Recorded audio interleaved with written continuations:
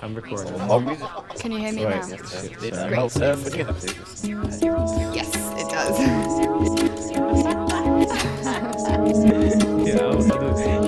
Excuse me, my crayon is a monkey, which I find this conversation Taking some interest in learning a bit more about technology, philosophy, and I like to. I'm an educator.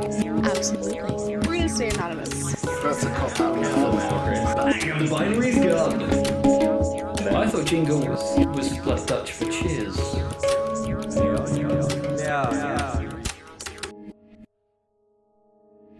Hi guys, welcome to episode 11 of Beyond Binary Thinking. The purpose of this podcast is to save the fucking planet from environmental apocalypse. Because what the fuck else matters? Join us and replace the fossil fuels and fake news with renewable media sources. Thanks, Kit, for your feedback on our last episode on happiness. We've been working hard to get the edit and sound quality tighter. Glad it's been noticed. We appreciated your feedback so much. We're bringing you on a future episode on toxic masculinity. Fun stuff. From Amsterdam, I'm Marijn. From Spain, I'm Finn. And from Warsaw, I'm Chris. So today we're tackling the climate crisis, the EnviroApocalypse, if you will. Dun, dun. We've all seen the Amazon is burning, but also other important forests like in Angola and Democratic Republic of Congo are burning, even in places we wouldn't expect, like Siberia. So what are the facts on the Amazon fires? Yeah, it's a bit confusing, isn't it? Because there's been a whole big social media newspaper outrage about the Amazon being on fire. Lots of pictures being shared, and then shortly after being discovered that many of the pictures being shared are actually not really from the Amazon right now. But the Amazon is on fire. Satellite footage has shown that. NASA, I think I saw a post from 24th of August, 1 a.m., where they said it is above last year. But I've also seen researchers saying that there were previous years in which there were more forest fires. And I really think that it is probably not even that much of a unique situation. Amazon has been deforesting and on fire for many years now. But there's a reason why right now there is worldwide outrage about that, right? And I think that it points to a lot of anxiety about climate change, the feeling that the world is being more threatened by this than previously. And also the fact that the person in power there, Bolsonaro, has legitimized this thing happening, has sanctioned this to happen because he's pro-agriculture. That was something I was curious about because often, as you say, the Amazon's been burnt for years. Like a lot of places, agriculturally, there's a certain time of year when it's time to burn crops and start again, right? Is it just a case that there's a right-winger in power now so that the left-wing press are having a field day with this? Well, no, there's been research already stating, even in May, that there were signs already of the Bolsonaro government having an impact on the Amazon with deforestation rising. And this was way before this message about forest fires. It's dry season there, but Bolsonaro has many times said that he doesn't believe in any native tribal society right in the Amazon. He's pro-agriculture. He wants to boost the economy of Brazil with agriculture. He has many times shown that he doesn't really have he doesn't think that this contributes to climate change that much. And even then, it's Brazil's right to use this space, this ground, for economical gain. So we have someone who's legitimizing at a time where we need to have action in the opposite direction, right? Yeah, and like you said, man, there's a swelling of huge support for environmental issues now. With the little Greta sailing across the Atlantic and people just going furious about this on social media and good because it's time for a change, right? Yeah, I mean, there's a reason why the picture that Macron posted on Twitter, where he blamed Bolsonaro and said Bolsonaro needed to fix it and this is unbelievable. our lungs of the earth are on fire. And he used a picture which I've seen on most of the articles, and this is a picture from 2018, from last year. And there's a reason why last year this specific picture that was already posted in the news did not go viral. And I think it is because the anxiety at the moment, a year later, has increased so much tenfold that people see a picture and they panic because they realize from other messages that we've seen, we have 10 years to move into a different direction. Also, the language is changing. Clearly, we're not. Right? The language is changing. You mentioned climate change, whereas in my introduction bit, I said climate crisis. And I think people are starting to begin to realize that this is not just changing. It's not just some change. Like, oh, okay, it's a change. Could be better, could be worse. It's like, this is a crisis, you know. And the title of the episode, EnviroApocalypse, because of the dynamics of the system, we can't accurately predict what's going to happen, but we know that it's going to be really bad if we don't stop key forests from burning, like the Amazon. If we continue the way we're going, things are going to get out of hand, and there could be a spiral effect, like a vicious circle of destruction. So you're saying there could be, but is there not already?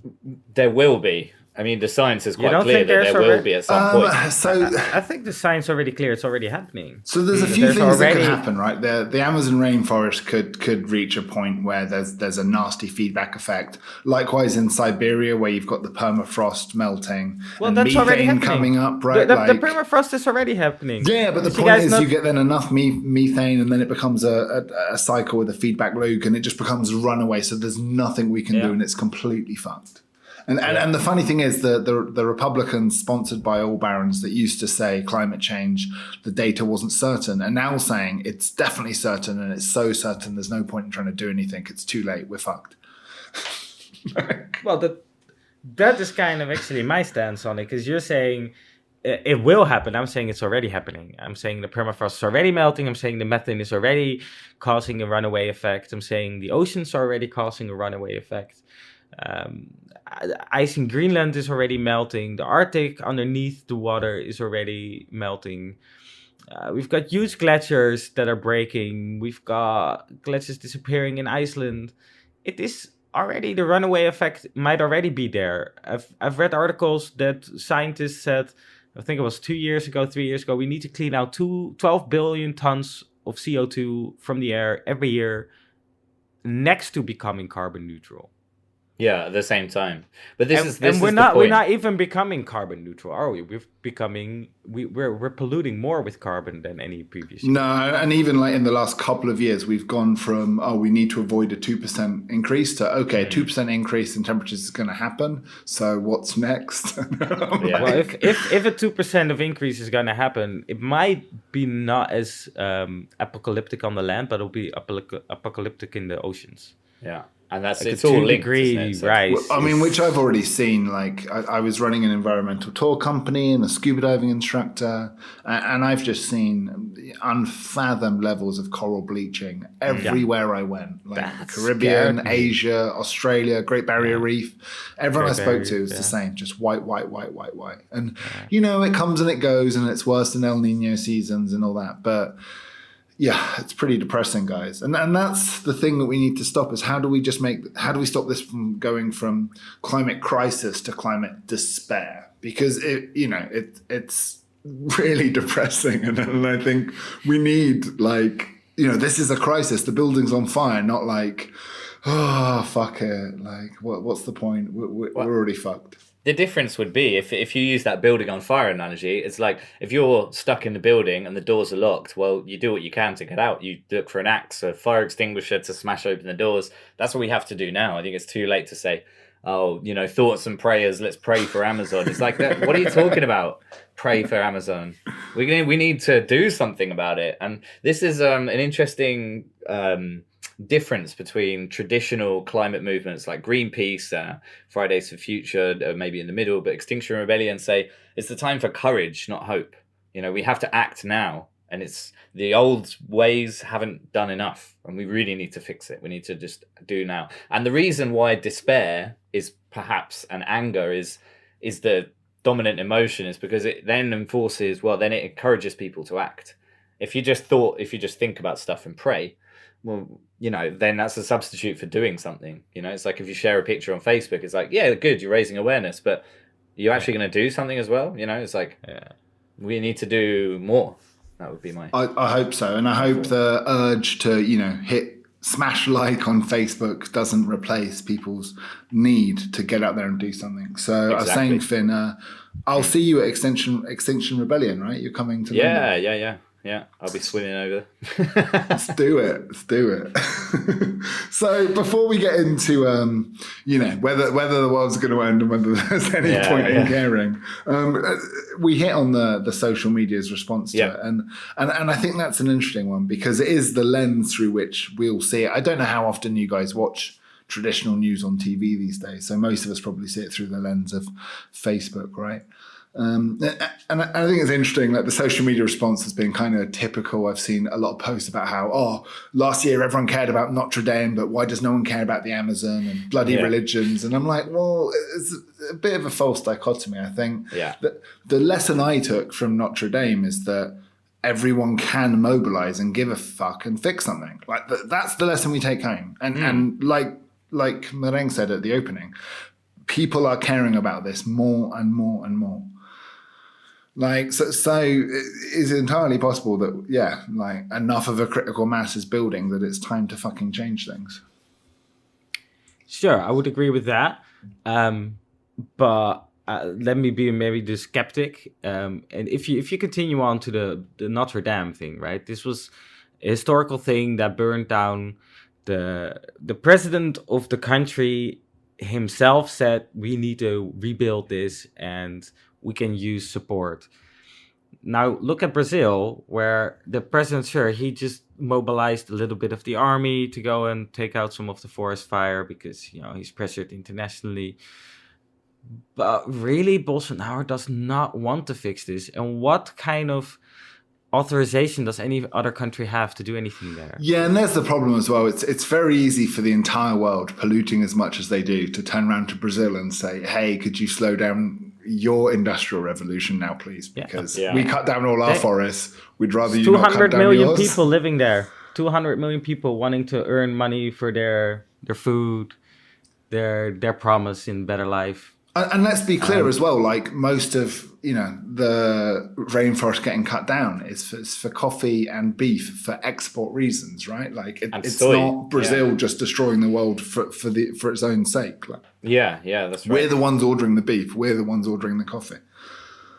Mm-hmm. Yeah, certainly. I think if you're a meat eater, beef eater specifically, then you can't really say X for Amazonia or pray for Amazonia. You can. Come on. It's a quote-quote fallacy. Yes, you can. It makes you a hypocrite, but you can say it. So this is a problem I've had. Like our very own Matt was getting angry with Extinction Rebellion because he found out that some of the leadership there weren't vegans and calling them out in public about what hypocrites they were. And my take on this was it was exactly against the advice we gave him on the episode, right? Like, don't do this infighting. Don't call everyone a hypocrite. Like, what's the bigger picture here? What's important? But no. Well, I'd but like what's to hear the your bigger thoughts on that, guys. What's the bigger picture? I'm not asking you to be a vegan. If you don't want to be a vegan, fine. Buy your beef locally, and buy, from a nearby farmer who is not feeding with soy coming from Brazil. But here's the thing: this is an economy thing. And until we have enough, just want beef, they want cheap beef, right? we don't have the international law enforcement that we can really do much about this. Not enough, Sure, we could start imposing sanctions and reevaluating the Mercosur agreement, and then maybe China says, "Okay, we'll buy all your beef," and then. Well, no, and this is the problem that happens again and again. Like the EU banned all these practices and tried to be carbon neutral, and then everyone just bought it from Amazon from China. And then people are pointing fingers at China for producing stuff. Well, they're the manufacturing plant of the world, and they're producing stuff that we order. So stop consuming. That's the thing, right? You're voting with your wallet. Myth of green consumerism And it's an oxymoron because every act of consuming, right? You can be driving in your Land Rover down to the local Waitrose to buy your avocados imported from Chile, but you don't use a bag. You've brought your own little hamper bag, and so you feel green and you feel like you're helping the planet. But you're not. Every act of consumption is an environmental problem. Yeah. Chris, turning to your point about Matt and Extinction Rebellion, I think it's very interesting. I think you're right that maybe that's not the best way to deal with it, but Extinction Rebellion have a very interesting take on this idea of hypocrisy. So it's also relevant to your example just then. The idea is that if everybody made the best possible choices within the current system that we have, it still wouldn't be anywhere near enough to avert the crisis that we're facing. So what we need to do is we need to advocate for system change.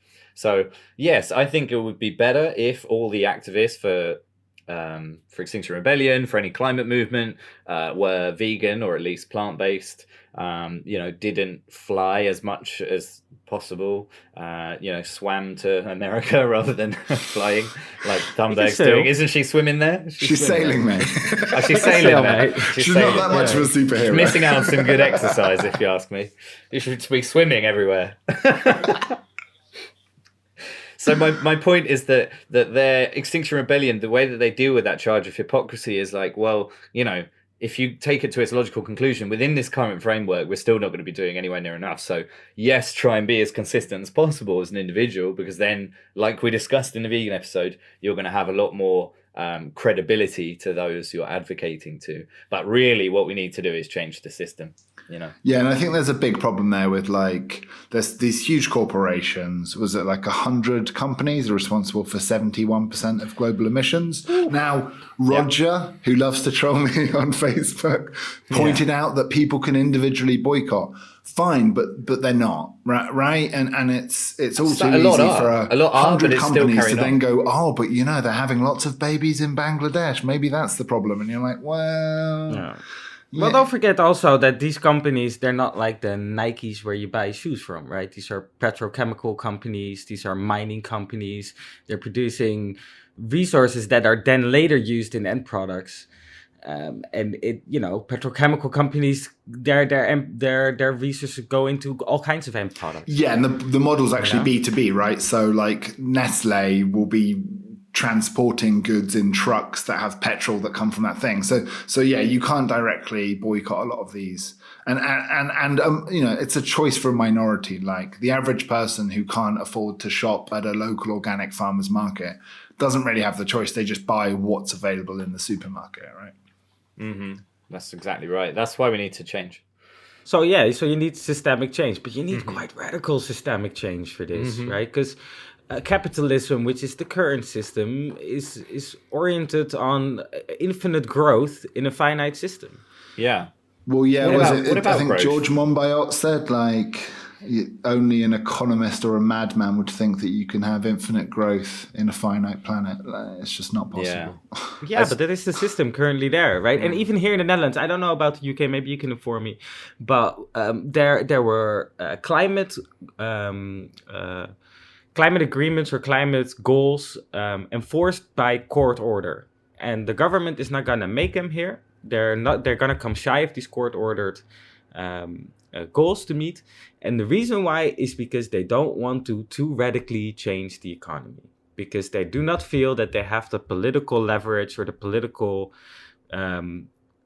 support to do this. They feel if we are going to make too radical changes, people are going to be like, well, what about my consumerist fancy lifestyle? I see it in my wallet, not in my backyard. But listen, this is the problem, man. Like that lifestyle has an expiry date. Either it's going to be sooner or later, but eventually it's going to come to the point where that lifestyle is just a pipe dream. It's not going to be possible anymore. This constant consumerism, this evading, that's got an expiration date. It's as simple as that. It's just how willing are we to accept that will be sooner rather than later. It's like we want to carry on and go, well, the environment, but in 5 years, whatever, in 10 years, it's like, but that's still not happening. Guys, this argument is 20 years old, though. Older, right? 40 years old. Older, way older, yeah. Honestly, and I don't see it changing. In every 4-year election cycle, it's another, but what would the economy do? I think this is the joy of having a generation where no one really has good job prospects and everyone's scraping by on minimum wage and doesn't have much money. And we always thought that would result in them flipping the table. But that might not be a super aggressive anarchy rebellion. They might just end up voting green because why not? Like, who cares if the economy goes down 10 points? That's not going to affect them. That's just going to affect the banks. I think it's even right? more extreme than that, really, because if there's no future, what's to stop people from flipping the tables? But I think before we get to that point, I think that's why we have... flip any tables. Before we get to the table flipping, let us at least try everything within our power. Oh, wait, someone's flipping tables already. I'm just flipping my bloody water bottle on the floor and spilling the water. Finn's kicking off. This is how the rebellion begins. Yeah, non-violent civil disobedience. I say violent kicking over of water bottles. Let's do that. Anyway, my point was, what was my point? Yeah, my point was that we should be trying, look at the traditional models. Climate protests have been happening for the last 30, 40 years. Greenpeace, they've laid the groundwork, but it hasn't been enough. Now that groundwork's been laid and information has got out to the public, organizations like Fridays for Future, the Youth Climate Strike movement, boycotting school, going on strike from school, Extinction Rebellion, non-violent civil disobedience, they're filling this space that people are sort of saying that we need something a bit more radical and up to the point of non-violence. And if we don't do enough in this time, before it gets absolutely terrible, we get, millions upon millions of climate refugees, food shortages, crop failures. If we get to that point and we haven't done enough, it just seems to me like it will get violent. People will get violent. I don't want that at all, but it seems like that's easy to be pessimistic. There are multiple signs that things are changing, right? Like, so more and more people are engaged. I think this Extinction Rebellion protest in London is going to be huge. And if you look, what was it? Earlier this year in Britain, we started making over 50% of our energy came from renewable sources. So it's very easy to be pessimistic, but at the same point, and the media loves to tell a negative story, which is why there's pictures of Amazon burning. But if you look at things that happen on a local level, like solar panels on houses, that spreads like a virus. Like, people care. People do. But people are getting involved. I don't see it growing here enough. And the idea here as well to get everyone off gas is to put people on warming pumps. And then I see a lot of complaints about warming pumps producing too many vibrations and sounds, and people think it's too expensive. Is that don't really? Is that heat from the earth? It's again a not in my backyard kind of thing. Is that heat from the earth, though? Is that what the warming pump is? A sump down. Yeah. And often the problem as well with those sorts of systems is we don't have the battery capacity yet. So if you look at how a national grid works, the problem is, and again, this is part of our outdated system of how we do work, is that everyone has to wake up at 7, have a shower at the same time, commute to an office or a factory somewhere. That's really bad, because any of these systems kind of don't handle a mass surge at once. But as we move towards a more globalized remote economy, hopefully there'll be less predictable surges. At the same point, an hour after sunrise, you're always going to get a lot of people waking up. And until we have the battery capacity that we can do that at a bunch of different times and avoid stress on a nationalized grid. But again, a lot of these problems are because it was built that way, right? It was built, that's the 70-year-old system that we still have because we inherited it. I wanted to turn to your point, Chris, about solar power. I think you're right. I think it's really good that we see these small success stories, and that definitely has to be encouraged. But look at Spain, for example, where they had grants, like in the UK, where you could get a grant to upgrade your house to solar panels. Then they took the grant away, and now, in fact, you have to pay a tax to install and maintain solar panels. In Spain, this country with so much light, sunlight most of the time. Bloody hot. It's perfect. Even solar, the ones where it's just heat based, you just have some black radiators on your roof. That'd be great. I don't think they're taxed, but the whole system, there's still so many barriers we need to radically change to do enough to. Or get rid of the fucking government. And any government that doesn't see this as a priority needs to go. And, this is the honestly, point. Yeah. Okay, so for this you need demographic, democratic power. I, Do we have I it? love Do the we have it in many euphemism. countries? I love the No, euphemism. we don't have it. We didn't have it. There was no democratic power for the progressive activists in Brazil, and there wasn't in the United States, and there isn't in the United Kingdom. Yeah, okay, so what you're hinting at with democratic is that the baby boomers need to die, right?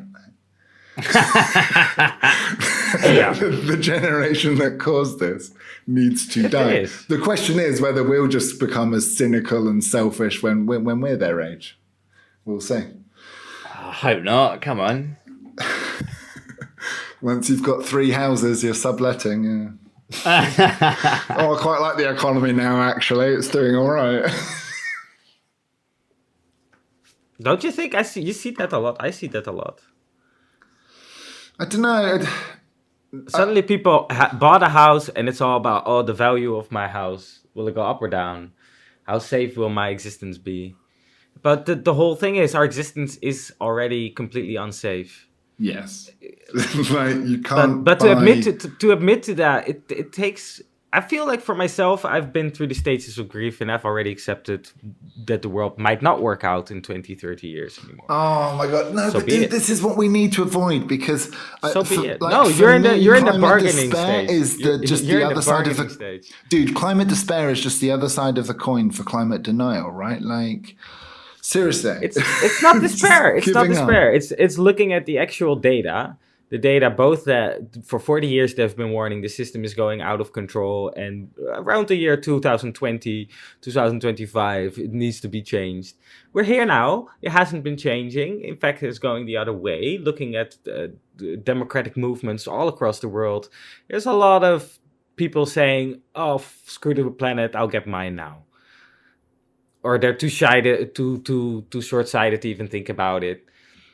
Like in Brazil, like plenty million people didn't know what they were voting for. They didn't really understand it.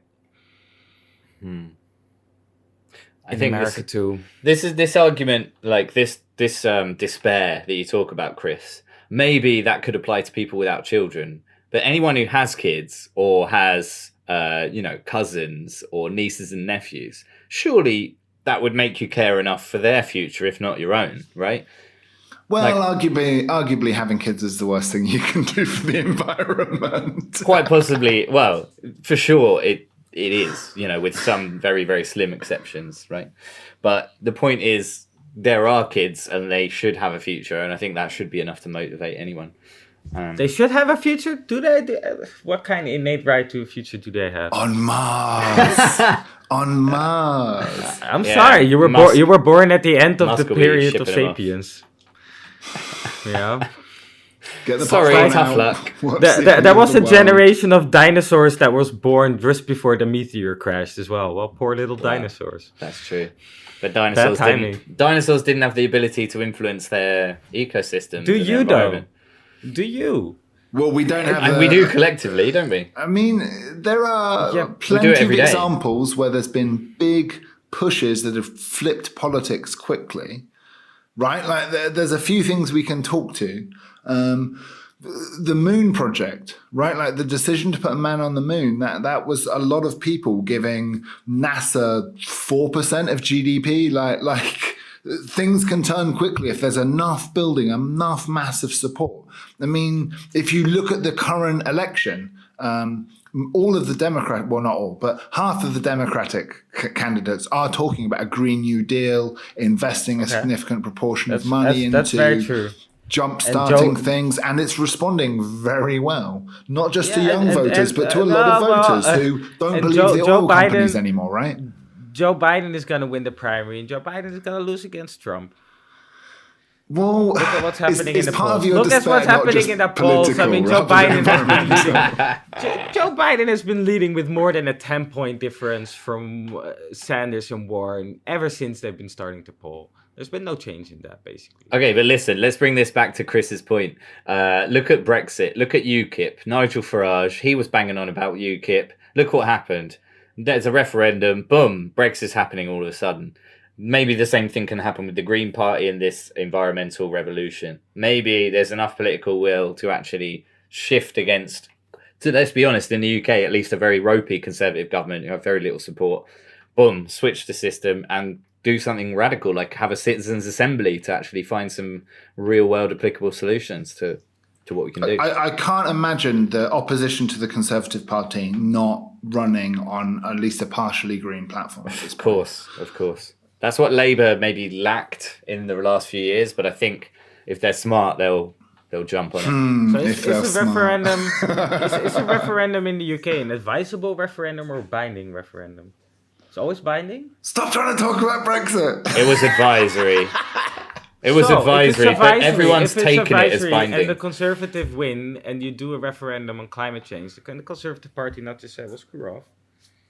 That's No, the point because the about Conservative Party are very concerned about democracy. But I think a general election is more likely to Chris, change that's your this best than a joke so referendum. far on Beyond Binary.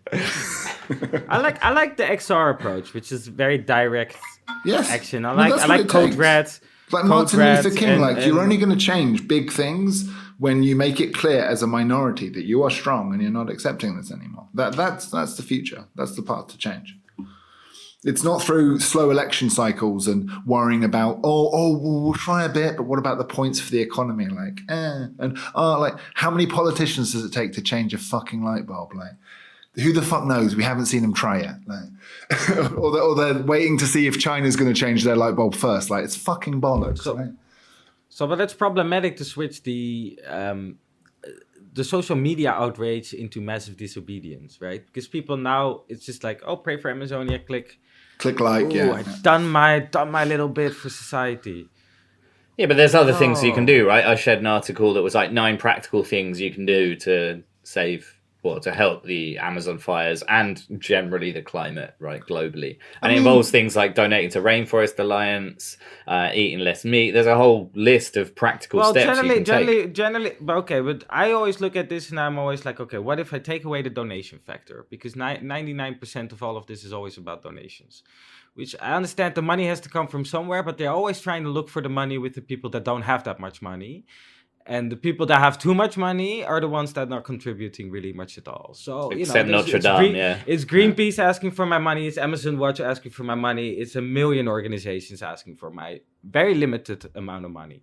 So what can I do? Well, vegan lifestyle. We've talked about this before. I'm doing it. That's one of the things I think I can contribute. I've been changing my plastic toothbrush for a bamboo replaceable toothbrush. So small little things like that. But I'm trying, for example, also to recycle. And we don't even really know how to recycle. We can't. No, do you know how much recycling we get just mixed- sell to mixed India to garbage sit on an that- Indian landfill somewhere? Exactly. We get mixed garbage. If there is in the hard plastic, a little bit of metal, a whole batch can become unrecyclable. We don't know what to be. We haven't even been talking about waste. We're talking about forest fires and temperature degrees. We haven't even been talking about waste. Plastic chips bags from the 70s are still floating around in the great garbage patch, landing on beaches here and there. And that's just stuff from the 70s. So we've been putting increasingly much more plastic into the ocean since the 70s. Well, the point is that gets into the whole food system, doesn't it? It gets into tap water supplies. It gets into animals. Look at fish. People who are eating seafood. I shudder to think of the amount of plastic that's discovered. I've heard tales of chefs cutting open fish and finding like plastic bottle tops and stuff like that. It's, you see the whales washed up on beaches, 50 kilos of plastic in their stomach, choking out their real food source. So beyond CO2 and temperature, it's a far bigger. Yeah. Snow on mountains contains microplastic part. It Right. can't get any further than that, can it? Indeed. It's everywhere. Mm-hmm. Yeah, I'd like to see a politician write a defense of plastic at this point. Right? Okay, so they're not, but what are they doing? So they do a EU ban on single-use plastics, but it's 6 categories of single-use plastic. Where are the wide sweeping bans, the wide sweeping actions that scientists have been saying we need them now?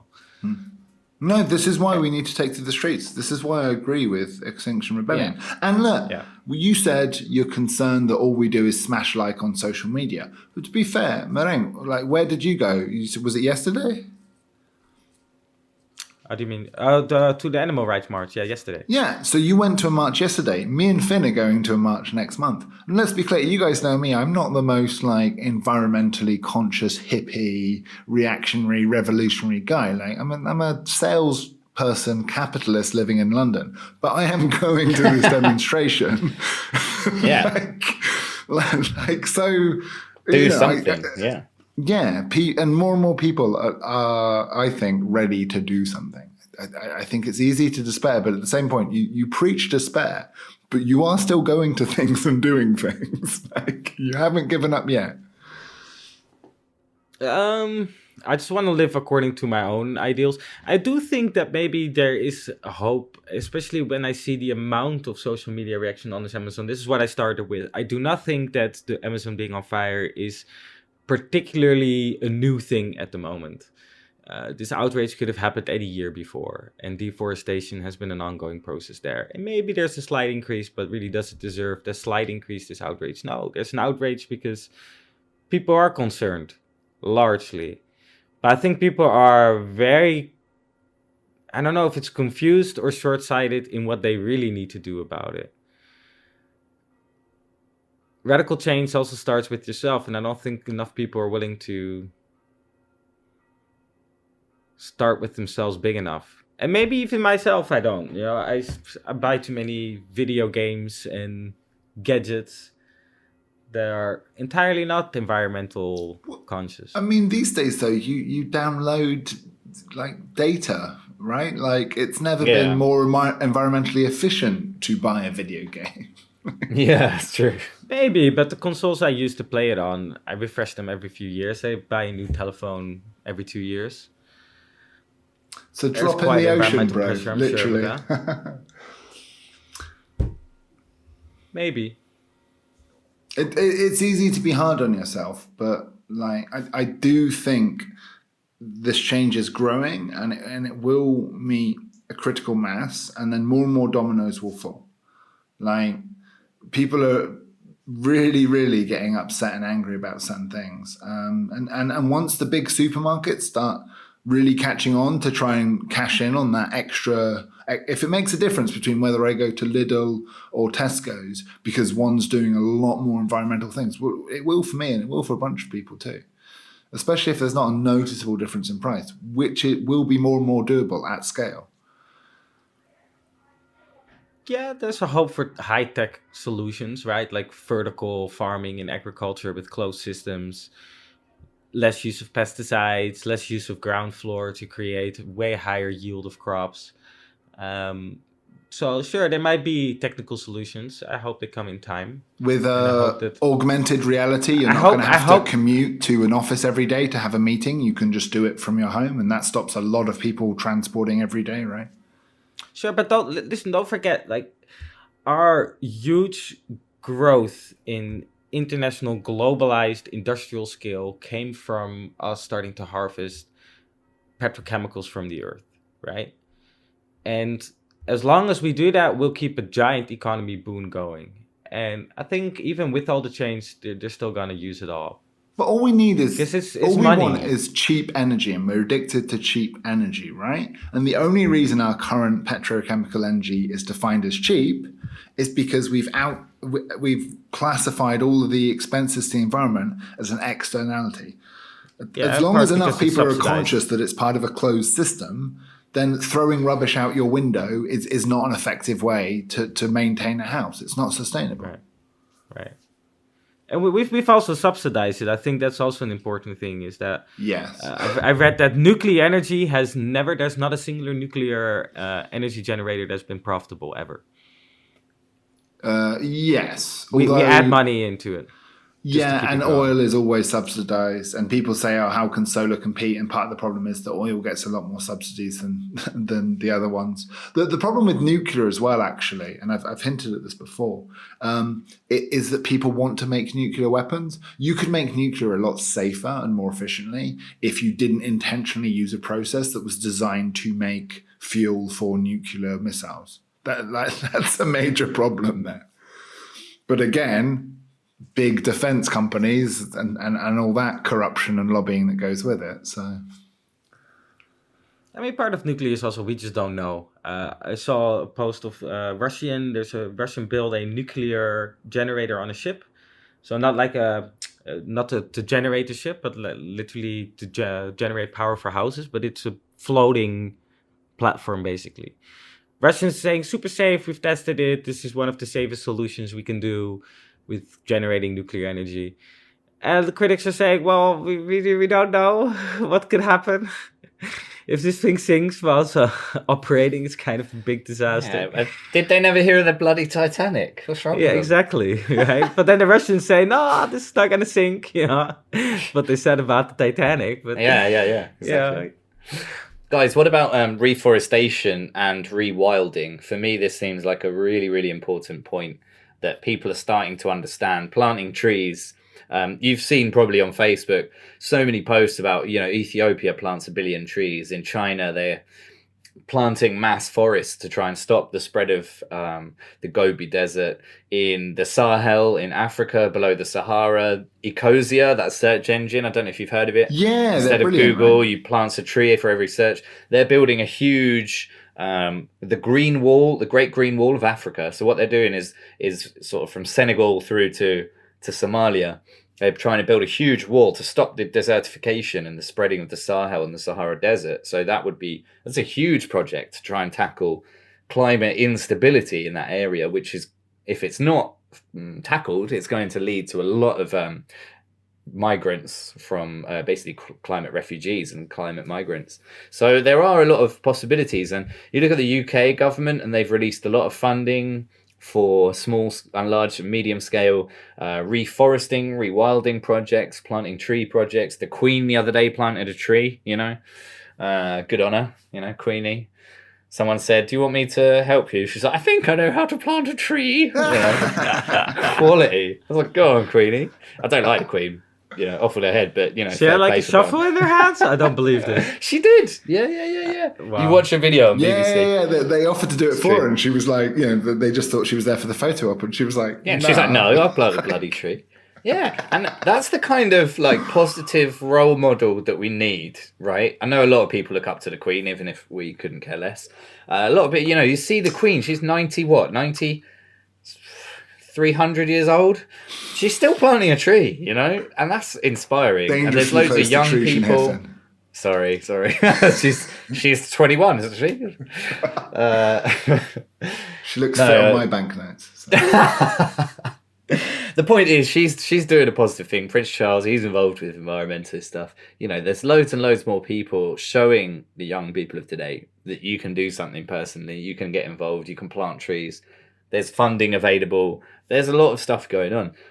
Really, we do still need that with systemic change. We have to change the land use in the UK and of the world from monocropping agriculture and animal agriculture to more efficient, like you said, Moraine, vertical gardening, things like that. And then use this land, rewild it to capture all this carbon, to, help the water cycle system. All of these things could have a really nice knock-on effect. Okay, we can't model ecosystems perfectly. We don't know exactly the intricacies of exactly how they work, but we can at least give ecosystems and native species a chance to regain, re-thrive in their systems, which have, been largely destroyed by humanity. So these rewilding projects and reforestation projects are fantastic. Not without their drawbacks, though. You look at China and their kind of mono culture forests, which obviously do the trick but aren't the most sustainable type of forestry. So there's subtleties in there, but let's all go and plant a tree. Yeah, let's do it, and let's all go out there and protest, guys. Come on. If your government's not treating this as an urgent priority, then they need to go. That's it. I'm done with Harumph. Well, for too long we've been like, but what's good for the economy? And right now, I don't think the economy is looking after enough people for them to be as concerned about that. Like the threat is losing more and more bite every time it's issued. Like, flip the table. What about some logical fallacies, guys? Have you seen any logical fallacies? It's all across the book. Like almost every logical fallacy is used on one side of the debate, to be honest. I had a list, but I lost it when I crashed my computer. But let me just. open the list up. So let's see which ones we have. The straw man, you misrepresent someone's argument to make it easier to attack. We've seen this. Yeah. Yeah. I mean, like, vegans and environmentalists are literally mocked, right, by mainstream media as just like pitiful It's changing. people. Well, It's changing in the last months. I've seen a shift. I think Standing Rock was a big change as well in recent Yeah. history. So That's true. I think that was a big moment where people really saw the police coming out violently to protect oil companies' interests against was so clear. a lot of people. And sadly, because I think, as you said with the Amazon example, Native people's involvement and history with this movement is well founded and well known. But Standing Rock, it really started to get reported on because a lot more white people were there as well. And sadly, that's when climate change will start getting serious. Is when rich white people start getting injured. That's when the news pays attention, right? Yeah, and arrested, possibly like an Extinction Rebellion. Are we going to get arrested, Finn? I don't know if I'm down for that. Like, I would like to, but just the implications are maybe problematic. Well, yeah, for no, my- we both want to live abroad, right? Yeah, it's hard to do if you're in prison. I don't isn't it? want a criminal record. It's going to make it hard to visit Well, my there's wife's family in Thailand. With Extinction Rebellion, there's like three circles, right? There's the inner circle of people who have committed to sacrifice and become arrested. Lonely time. Sorry, So there's that carry on. one. So if you're really committed, you want to be arrested. Like there's old people who are. There's an old man I saw. He was 82. He's doing it for his grandchildren. He's not doing anything with his life. He's just on pension and he's just going to marches. Might as No, well but he get cares. arrested. Fuck Yeah, it. he might as well get arrested. He's like, fuck, I don't care. Fuck it. Then there's people who are supporting on those people getting arrested. They're doing frontline stuff. They're doing, they're sort of lugging stuff around. They're there. They're causing noise. They're marching. They're doing banners. They're not actually going to confront the police and get arrested, but they're doing other stuff. Then there's like the outer circle of people who are sort of like the admin bods. Do you know what I mean?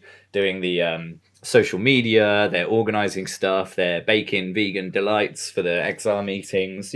So all levels are included. Picking depending up on how rubbish far after into the it. protest. Yeah. Yeah, stuff like that. Like that's very low risk but very important. So what you're saying is everyone can get involved. We don't need to bring our balaclavas and baseball bats. Right? Yeah. No, not yet. Anyway, as long as they listen, at least somewhat. Another logical fallacy is it's too late. It's too late. We deserve this. All of that. It's I just literally see another. this pushed by the same oil lobbyists who said they weren't sure whether now was the right time to act 5 years ago. It's the same people pushing a bullshit lie that, give up, lose hope. That's exactly what they want you to do. Don't get involved. Exactly. You won't change anything Yeah. anyway. Don't try it. Fuck them. Yeah. Nah, fuck them. I'm getting involved. I'm sticking my Yeah, nose yeah. in. I'm getting loud. I'm going to make a point of writing to MPs, voting green. Just anyone do everything that has you a can proper within your green power. platform is getting my vote Yeah. in every single election moving forwards. Yeah. Because Same. the Quite alternative's honestly, just not worth it. my response to it is too late, and I maybe even think it is too late, but my response is, so what? Yeah. What if it is too late? What's the We worst still case, need- right? You make a nicer world with cleaner energy. Right. Exactly. Yeah. There's Exactly. nothing to There's lose, really. There's nothing to lose. Exactly. Yeah. So one that I've seen more on the other side of the debate being accused of to the environmentalist is the false cause. So that they presume that there is a real perceived relationship between things when there is none. And that causes one or the other. And, the anti-environmentalist change people always saying, yeah, you're thinking that there's a connection, but that there's not really a connection. And the false cause is also often accused, even though science has been pretty much... I mean, science is quite good Consensual at working about out the this, difference between right? correlation and causation, right? That's exactly what scientific data is for. Right. So it's kind of the logical fallacy of a logical fallacy being used to accuse the other party, in a way. I mean, here's the thing. I don't mind. I actually understand why some dickhead for an oil company lobby pumps out these lies. I get it. My problem is with the people who gleefully Right, believe the 'cause propaganda and go, right, oh, exactly. fucking hippies, you're idiots. This is the truth. And you're like, Exactly, dude, and that's quite where a do you few. think you get your data from? Shut the fuck up. There's quite a few. I see them all over the news here in Holland. We and I have a think they're political clever. party that, even with the Amazon fires, that political party immediately came out to deny any problem with deforestation. Well, you hit a big problem there because the news loves an argument. And so they'll get two people out, one person for, one person against, let's argue. And you have one Right, person the that Vox represents Pops. 98% of scientific opinion, and one guy that's like, I'm paid for by the oil lobbies and represents fucking no one other than big oil and big money. And you're like, why do these people have equal platforms? It makes no sense. Yeah. It's not a balanced argument. Yeah, but this is the vox popping of news, right? And we even do it with news. It's like Twitter also your news. It's like, no, goddammit, you're the news. You're supposed to do your journalistic duties and present it in a well-balanced way. And the scientists have a supported problem, by the right? facts. Because data and facts don't always win in an argument with a guy that's just going there to win. And so he's there just to look like he won. So for someone half paying attention to the TV, the reptilian brain looks at it and goes, well, it looks like that guy won the argument. He came out strong. Well, yeah, because he doesn't have any facts. All he has is appeal to emotion, which does resonate harder with people that don't know what they're talking about. Yeah, it's mostration, isn't it? It's looking like they're winning, even though when you actually analyze what they're saying, it's rubbish. Meaningless. Yeah. Yeah, I always think about the GIF that is shared a lot of Nigel Farage standing in the EU Parliament saying, everything is going pretty well, right? It's like, he just made up that it's all going great and Brexit is all going to lead to the utopia, You just right? can't help Supported by yourself, nothing, can you, but Lorraine? if you Like, say you it with a just lot of can't confidence... go through one episode without mentioning bloody But- Brexit. we've talked about Brexit before, but it's just like the confidence behind it, right? It's like everything is going pretty well. You know, if you just say it with a lot of confidence, apparently people will believe it, and you see it with Trump as well. It wins elections, right? Just say, I won. I won that debate. But then this whole argument is being used. It's kind of being like XR have taken that and they've kind of taken it the other way. You know, and I saw a Hard Talk episode. You've seen that, right? BBC Hard Talk. It's like this dun dun dun hard-hitting journalism. You know, like 3 a.m, and you watch it. And when there's you're been really some tired. great You're like, episodes "What?" of that, by the way. Yeah. So there was this guy interviewing Roger Hallam, who's one of the founders of Extinction Rebellion, who studied all this social psychology on, what we talked about in the vegan episode about social change and consistency and having a message. And the guy was trying to trip him up the whole time, and Roger Hallam was just there, just steady as a rock. And he's saying, are you saying that it's that Greenpeace, they've been activists for 30 years, they haven't done enough? He's like, yeah, that's what I'm saying. They haven't done enough. And he just firing shots, just like, pow, pow, pow. Yeah. And that's why I won't allow this despair. I won't allow the fucking meek politicians who are concerned for the economy that represents the top 10%. I don't give a fuck. I will keep doing things, and everyone else needs to do it too. And it's just not good enough. But we can't change things. Politicians have to change things. I'm sorry, but in this day and age, if you still have faith that politicians will fix this for you, you are having a fucking laugh. But this is another issue, right? There's that like the politicization of the climate crisis. People say like, "Oh, Extinction Rebellion, you're politicizing the science." No, there's no debate here. There's no politics here. There's just the thing's on fire, and the fire needs to be put out. And that's when you stop. This stuff. Like if the pilot dies on a plane and you need to find another pilot to fly, you don't sit around debating whether to turn left or right and have a bunch of people vote on each. You just go, right, who's most qualified? What do we have to do? You fix fucking it. do it. Go. That's it. We all this need is to do that. Stop waiting for someone else to fix it.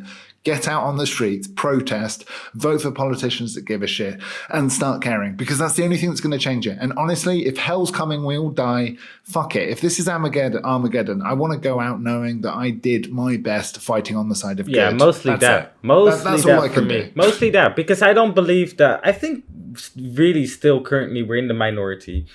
Democratic minority, and so we can go on the streets, we can try to create a change, but we'll need to turn it into a majority eventually, and I don't even know if we can, but I'm definitely gonna do my part.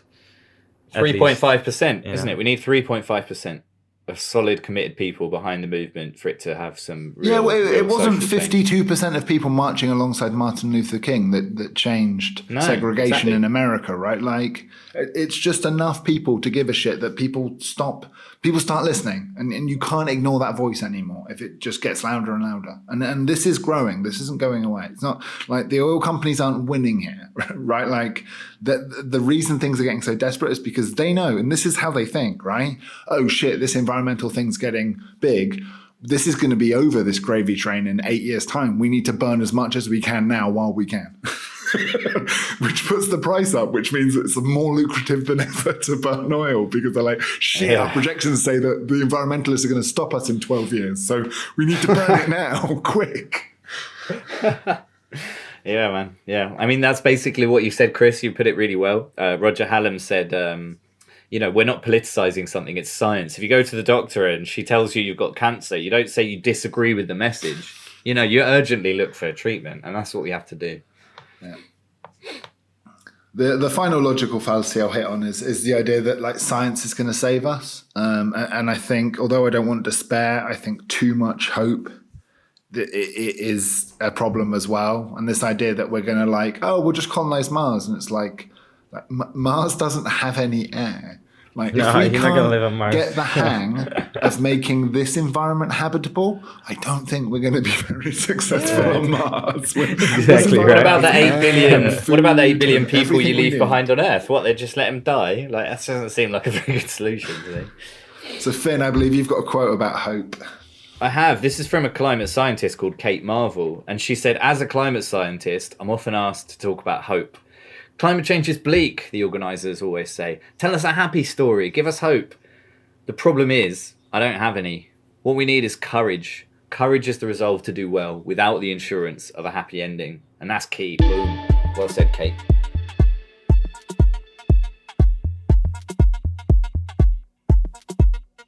My name is Greta Thunberg. I am 15 years old and I'm from Sweden. I speak on behalf of climate justice now. Many people say that Sweden is just a small country and it doesn't matter what we do. But I've learned that you are never too small to make a difference. And if a few children can get headlines all over the world just by not going to school, then imagine what we could all do together if we really wanted to. But to do that, we have to speak clearly, no matter how uncomfortable that may be. You only speak of greed, eternal economic growth, because you are too scared of being unpopular. You only talk about moving forward with the same bad ideas that got us into this mess, even when the only sensible thing to do is pull the emergency brake. You are not mature enough to tell it like it is. Even that burden you leave to us children. But I don't care about being popular. I care about climate justice and a living planet. Our civilization is being sacrificed for the opportunity of a very small number of people to continue making enormous amounts of money. Our biosphere is being sacrificed so that rich people in countries like mine can live in luxury. It is the sufferings of the many which pay for the luxuries of the few. The year 2078, I will celebrate my 75th birthday. If I have children, maybe they will spend that day with me. Maybe they will ask me about you. Maybe they will ask why you didn't do anything while there still was time to act. You say you love your children above all else, and yet you are stealing their future in front of their very eyes. Until you start focusing on what needs to be done, rather than what is politically possible, there is no hope. We cannot solve the crisis without treating it as a crisis. We need to keep the fossil fuels in the ground, and we need to focus on equity. And if solutions within this system system are so impossible to find, then maybe we should change the system itself. We have not come here to beg world leaders to care. You have ignored us in the past and you will ignore us again. We have run out of excuses and we are running out of time. Let's fucking do it, guys. Let's kick ass. Let's save the fucking planet. Come on. Yeah. Who's with me? Yeah, Let's do it. Let's go out plant trees. Cool. Plant some trees. Make some noise. Yeah. Eat less beef. Done. All right. I'm trying. Stop I'm the trying. use of single Seriously, plastics. Like, guys, to hit back on the funny thing is, right, like every time I try and go a bit more vegan, the pushback is amazing. All these arguments that like vegan people are pushing their dietary choices on non-vegans, the reverse is true. Every time I don't order meat, everyone on the table gets pissed off with me and spends an hour and a half talking at me. Oh, why aren't you eating meat? Yeah. Like, seriously, Yeah. my family get pissed off with me, my wife gets pissed off with me, my friends make fun of me. It's really hard. The Carnist Church is doctrine is very deeply integrated. Yeah. Yeah, man. Like say, I'm not a vegan standing on the street protesting with a placard, having a go at people, and just occasionally try and order a salad, and everyone has a problem with it. Oh, wow. But I think it's different. Like I always thought it'd be harder to be a vegan, but maybe it's harder what you're doing. Like as soon as I've gone vegan, people kind of get it. They're just like, okay, you're vegan, right? Yeah, And I then just I'm imagine the circles you're in, Finn. You're surrounded by vegan hippie people. No, It's not really, easy man. I'm living in sales Spain. They conferences don't in even London, think- mate. There's not This many is of your true. type round here. This I tell is you. true. Hey, in Spain, they think that ham isn't even meat, and tuna isn't meat. You know, you're like, yeah, give me the vegetable sandwich. Oh, yeah, it's got tuna. Like what? It's so ridiculous here, man. It's insane. It's a sea cucumber. Yeah. Oh, nice. Are you going to do your Guys. quote? Right. Yeah, much love. I think we No. managed to get through that without it being too I fucking like the one depressing. Well quote. done. Okay, nice. Maybe we should put this little post chat after the outro song and have it as a little bonus. Yeah, exactly. you No, want. and I think there'll be some to edit, but no, that was the right message. I think we didn't manage to make it light and funny, so instead we just went fuck it, get Yeah. violent and political. Like, okay, fine. Yeah. We'll see. I think there were some jokes in there. Hopefully enough to Yeah. carry it. Yeah. Nice. Should we stop recording then? Yeah, let's do it. 3, 2.